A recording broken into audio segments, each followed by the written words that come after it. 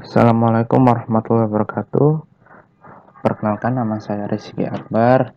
Saya dari semester 5C. Di sini saya akan mempresentasikan tentang proses bisnis dari kosakata kopi.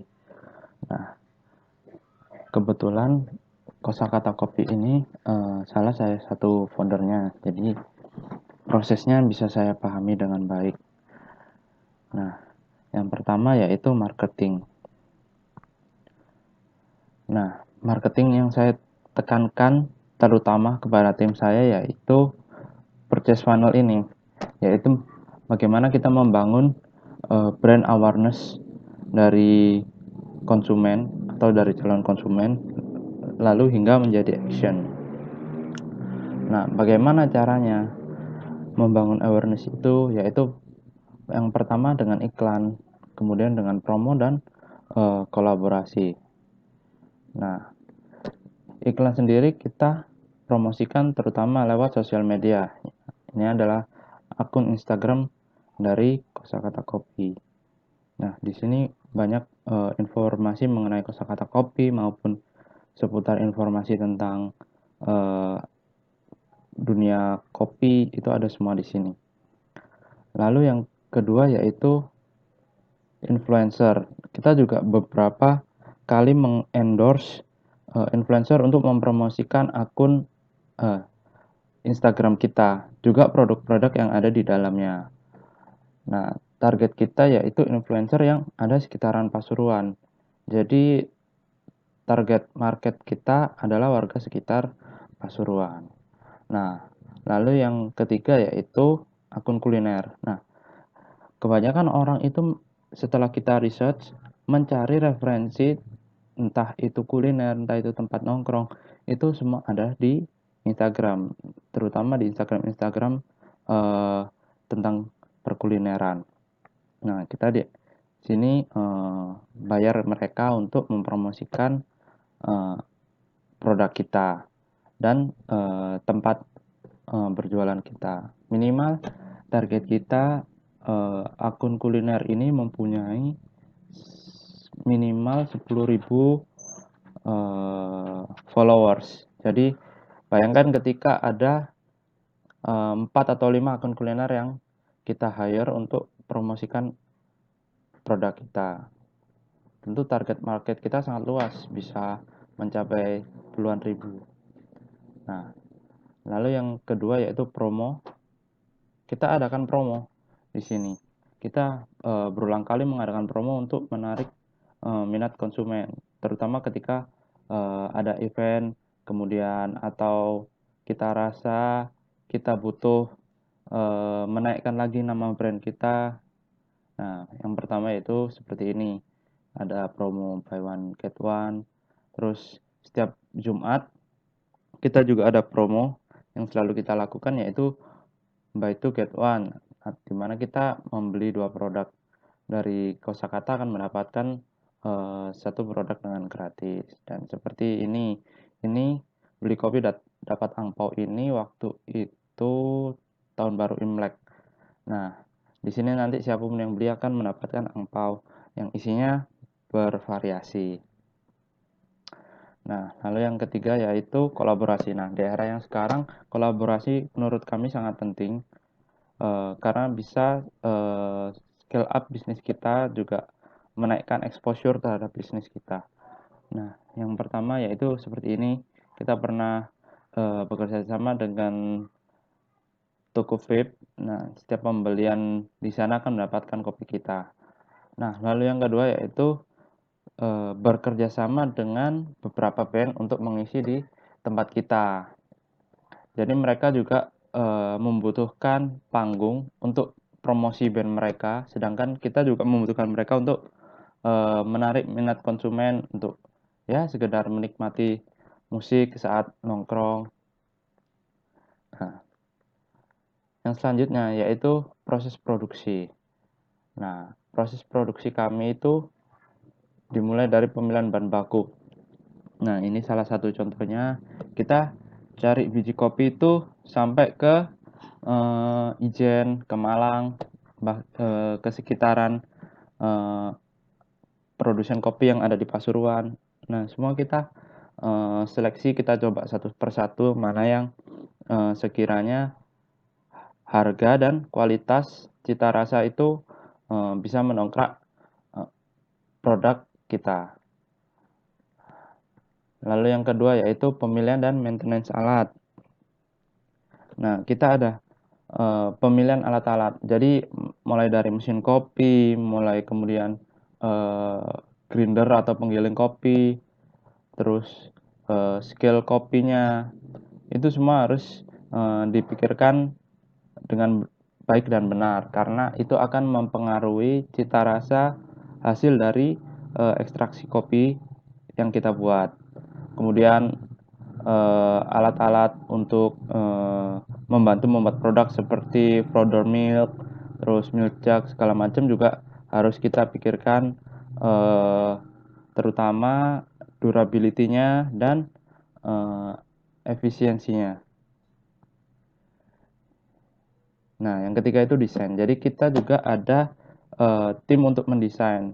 Desain itu mulai dari pertama desain kemasan, kap plastik, kemudian ini kemasan botol, kemudian stiker yang ada di sini, kemudian stiker yang ada di depan ini, kemudian waktu kita tiap entah buka cabang, entah membesarkan cabang, buka kafe, itu semua kita desain dulu di sini.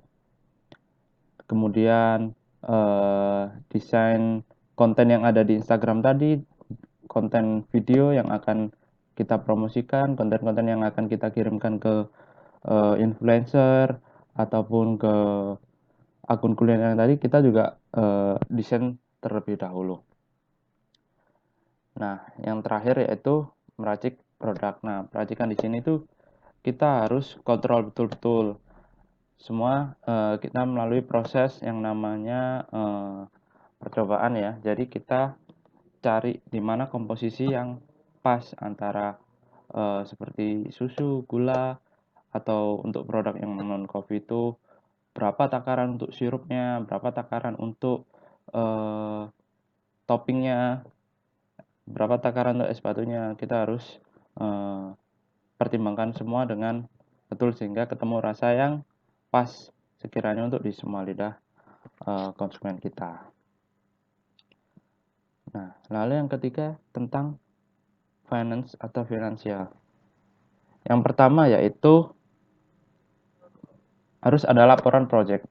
Setiap project entah itu buka cabang, entah itu pembangunan apa, kafe, terus kemudian entah itu perbaikan mesin, perbaikan apapun, itu harus ada laporannya. Jadi kita beli beli apa, beli membangun, beli semen, beli bata, berapa, itu semua harus ada laporannya.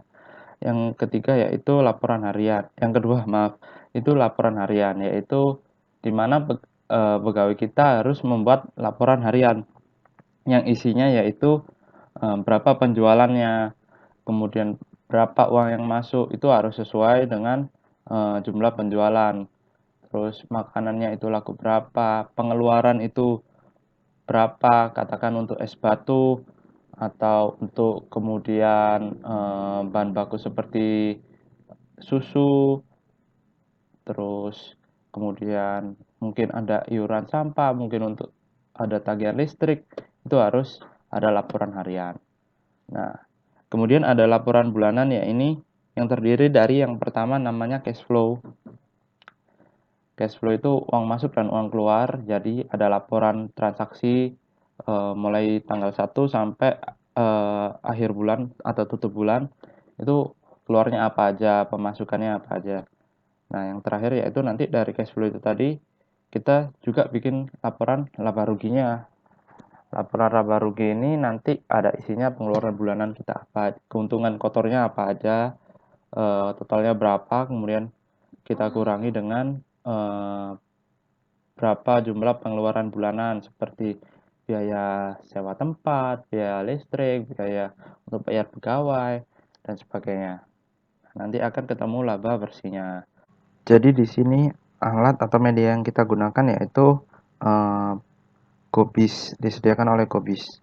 Jadi kita bayar per bulan ke mereka, lalu mereka akan meminjamkan alat dan memberikan kita aplikasinya. Alat ini, yang dimaksud alat ini yaitu alat kasir yang ada di store. Lalu kemudian aplikasi itu bisa kita gunakan di mana saja. Jadi alat ini tentu sangat membantu kita untuk berjualan dan mengontrol penjualan. Jadi melalui aplikasi yang ada ini kita bisa mengontrol penjualan hari itu, mulai dari jumlahnya, produk apa aja yang terjual, berapa jumlah produk yang terjual, hingga berapa pendapatan hari itu. Lalu yang lebih canggihnya lagi yaitu di sini kita bisa mendapatkan komparasi penjualan produk tiap bulannya. Jadi produk ini bulan kemarin lakunya hanya sekian ratus cup, sedangkan bulan ini turun hanya beberapa puluh cup. Itu bisa kita dapatkan di sini. Baik itu penjualan secara keseluruhan juga kita dapatkan di sini. Katakan penjualan bulan ini menurun dari penjualan bulan lalu, semua ada analisanya. Nah, dari situlah kita bisa menentukan produk mana aja yang mungkin akan kita substitusi. Misal produk ini kurang laku selama beberapa bulan. Nah di situ bisa kita substitusi dengan produk-produk baru yang kita telah melalui proses perencanaan dan riset produk baru tersebut. Kemudian yang terakhir yaitu ekspansi bisnis. Nah, ekspansi bisnis yaitu perluasan jangkauan konsumen kita. Yang pertama yaitu yang paling mudah yaitu dengan online delivery system. Jadi di sini kita memanfaatkan Gojek, GrabFood, Nujek, dan sebagainya untuk menjangkau konsumen kita yang tidak ingin repot-repot ke store kita. Di awal pandemi pun kita juga memiliki sistem delivery sendiri. Jadi mereka tinggal menghubungi kita untuk kita kirimkan produk-produk kita dengan biaya yang terjangkau. Lalu yang kedua yaitu kemasan jumbo atau kita promosikan dengan kemasan literan, kosakata literan. Nah, kosakata literan sendiri yaitu produk-produk kita yang kita kemas dengan kemasan 1 liter. Jadi mereka bisa menyimpan ini di kulkas dalam jangka waktu beberapa hari.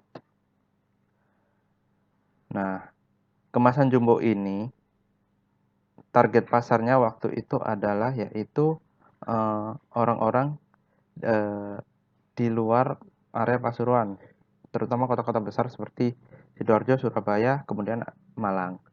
Nah, sistemnya waktu itu kita PO, kita bikin misal hari Minggu kita akan adakan kosakata literan untuk area Surabaya. Nah, dalam sehari kita bisa mengirim sekitar 100 hingga 150 botol untuk ke luar kota. Nah, keuntungan dari kosakata literan ini yaitu waktu itu yang pertama mengatasi penjualan yang lesu akibat pandemi dan beberapa kali toko kita sempat terpaksa harus ditutup untuk mematuhi himbauan dari pemerintah, sehingga bagaimana caranya kita berjualan ya dengan menjual kosakata literan seperti ini. Nah, yang kedua keuntungannya yaitu kita bisa memperkenalkan produk-produk kita ke masyarakat yang ada di kota atau beda demografi dengan yang ada di Pasuruan sini. Nah, alhamdulillahnya sambutan dari mereka itu cukup baik karena mereka merasa produk kita itu dari segi harga sudah murah, kemudian dari cita rasa juga enak. Jadi mereka anggap produk kita sebenarnya sudah bisa bersaing dengan produk-produk yang sudah punya nama besar di lingkungan kota-kota sana. Kemudian yang ketiga yaitu membuka cabang baru. Nah, kita juga sempat membuka cabang baru di Pasuruan Kota. Ini adalah suasana openingnya waktu itu. Ini tujuan kita yaitu sebenarnya mencari kota-kota yang persaingannya itu masih belum terlalu besar. Nah, kita akhirnya menjangkau ke pasuruan kota. Dan kita juga pelajari dulu demografi masyarakatnya, kira-kira mereka suka meminum kopi, suka nongkrong atau tidak, itu juga jadi. Terus kemudian daya beli masyarakatnya itu juga jadi bahan pertimbangan kita untuk membuka cabang. Nah, namun cabang ini terpaksa harus tutup 4 bulan setelahnya karena terus mengalami kerugian. Karena waktu itu kita bukanya pas pandemi Covid. Jadi seminggu setelah kita buka, pandemi Covid udah masuk di Pasuruan dan jalan ruas tempat kita berjualan ini harus di-lockdown beberapa kali, jadi tidak ada penjualan sama sekali. Nah, lalu yang langkah kita untuk ekspansi yaitu scale up. Nah, sebelumnya kan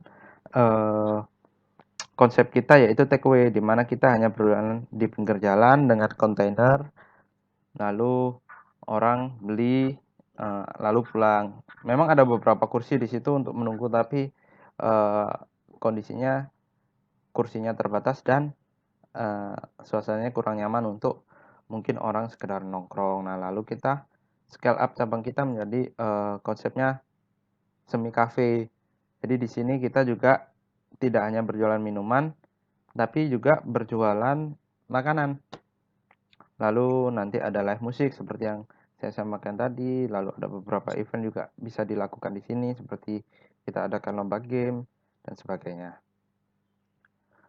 Nah, lalu yang terakhir yang tidak ada di sini, harapan kita ke depannya yaitu bisa menjadi franchisor atau kita buka franchise. Sebenarnya kita sudah ada beberapa peminat sebelum pandemi kemarin, kita sudah buat proposalnya, namun karena pandemi Covid ini jadi tertunda terlebih dahulu. Nah, semoga kedepannya pandemi ini segera berakhir sehingga perekonomian juga giatnya semakin meningkat dan bisa membuka banyak kesempatan baru bagi masyarakat.